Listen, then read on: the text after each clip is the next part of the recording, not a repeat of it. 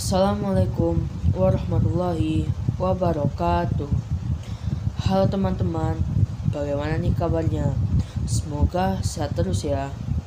Perkenalkan, nama saya Putri dengan NIM 2100000809. Saya merupakan mahasiswa dari program studi pendidikan biologi Universitas Ahmad Dahlan.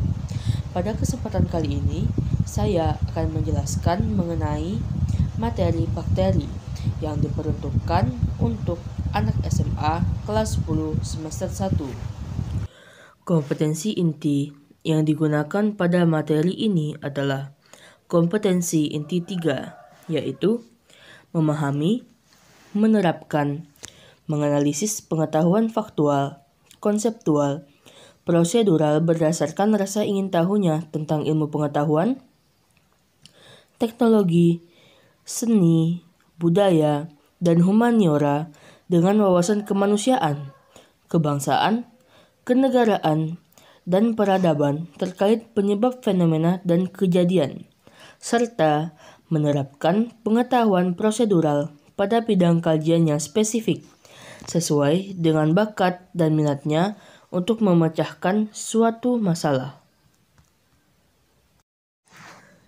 Dan kompetensi dasar yang digunakan pada materi ini adalah kompetensi dasar 3.5, yaitu mengidentifikasi struktur, cara hidup, reproduksi, dan peranan bakteri di dalam kehidupan. Indikator yang ingin dicapai adalah 1. Menjelaskan definisi dari bakteri. 2. Menyebutkan dan menjelaskan struktur pada bakteri secara singkat. 3. Menyebutkan peranan penting bakteri bagi kehidupan, baik itu peranan yang menguntungkan maupun peranan yang merugikan, yang bertujuan agar peserta didik dapat mendefinisikan bakteri, menyebutkan dan menjelaskan strukturnya, serta menyebutkan peranan penting bakteri secara tepat melalui kegiatan pengamatan. Jadi istilah bakteri itu termasuk bukan suatu istilah asing yang jarang kita dengar. Jadi istilah itu lumayan sering kan kita dengar. Tapi sebenarnya kalian ini paham gak? Apa sih yang dimaksud dari bakteri itu? Dan seperti apa bakteri itu sebenarnya? Jadi bakteri adalah suatu organisme bersel tunggal yang memiliki ukuran tubuh yang sangat kecil, sehingga untuk melihatnya harus menggunakan mikroskop. Bakteri ini terdiri atas ribuan spesies yang tersebar di seluruh dunia. Yang pertama adalah kapsul. Kapsul terbuat dari polisakarida dan air yang dapat membantu bakteri untuk menempel ke permukaan atau bakteri lain. Kapsul umumnya berfungsi sebagai alat pertahanan dan sumber makanan bagi bakteri.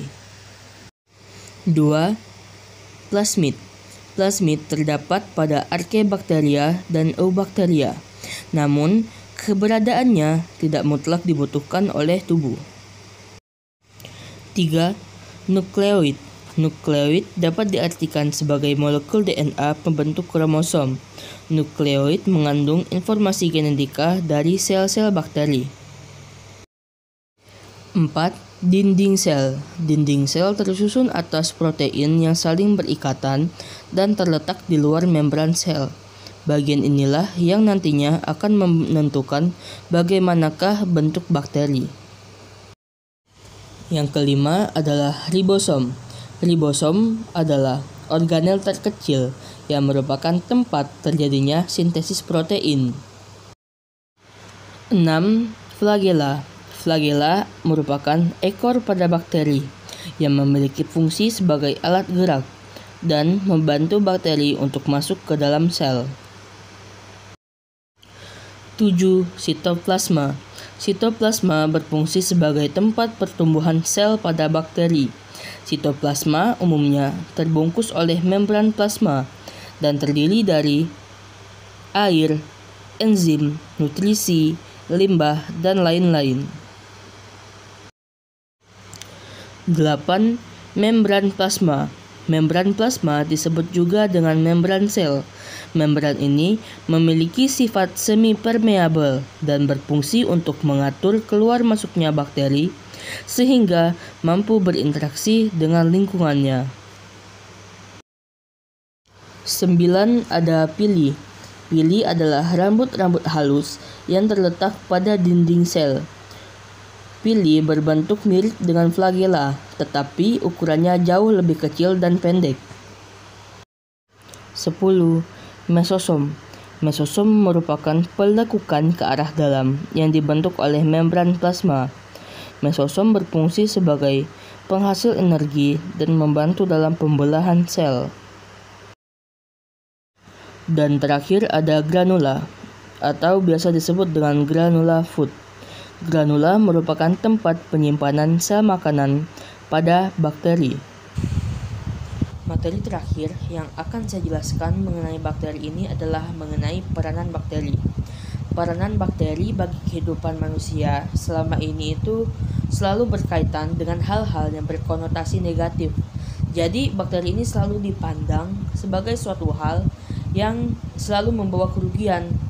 Padahal nyatanya bakteri itu juga memiliki banyak sekali peranan yang menguntungkan. Namun sebelum membahas peranan yang menguntungkan, saya akan menjelaskan terlebih dahulu mengenai contoh dari bakteri yang merugikan. Nah, contoh yang pertama adalah bakteri E. coli. Bakteri E. coli dikatakan sebagai suatu bakteri yang merugikan karena bakteri ini menyebabkan terjadinya masalah pada pencernaan. Lalu yang kedua adalah Agrobacterium tumefaciens. Bakteri ini dikatakan sebagai bakteri yang merugikan karena menyebabkan terjadinya tumor dan kanker pada batang. Dan yang ketiga adalah Clostridium tetani. Bakteri ini dikatakan sebagai suatu bakteri yang merugikan karena bakteri ini mempengaruhi otak dan sistem saraf, sehingga terjadi kekakuan pada otot dapat terjadi. Lalu saya akan menjelaskan mengenai bakteri yang menguntungkan. Contoh pertama dari bakteri yang menguntungkan adalah Lactobacillus sp. Bakteri ini dikatakan sebagai bakteri yang menguntungkan karena bakteri ini dapat menjaga imunitas tubuh kita agar tetap kebal. Yang kedua adalah Bacillus thuringiensis. Dikatakan menguntungkan karena bakteri ini dapat menguraikan sampah dan mampu menyuburkan tanah, sehingga berperan penting dalam pertanian. Dan yang terakhir adalah Streptomyces aureofaciens. Dikatakan sebagai bakteri yang menguntungkan karena bakteri ini mampu memproduksi antibiotik dan vitamin. Jadi bakteri ini menguntungkan di dalam bidang kesehatan. Nah, sesuai dengan penjelasan yang sudah saya jelaskan sebelumnya, jadi diharapkan para peserta didik ini dapat melakukan suatu observasi pengamatan. Contoh dari observasi pengamatan ini adalah misalnya kita mengamati buah roti yang dibiarkan di udara terbuka selama 3 hari. Nah, kita amati bakteri apa sajakah yang ada pada roti tersebut setelah kita biarkan di udara terbuka selama 3 hari. Jadi demikian penjelasan yang dapat saya sampaikan. Mohon maaf apabila terdapat kesalahan. Akhir kata saya ucapkan wassalamualaikum warahmatullahi wabarakatuh.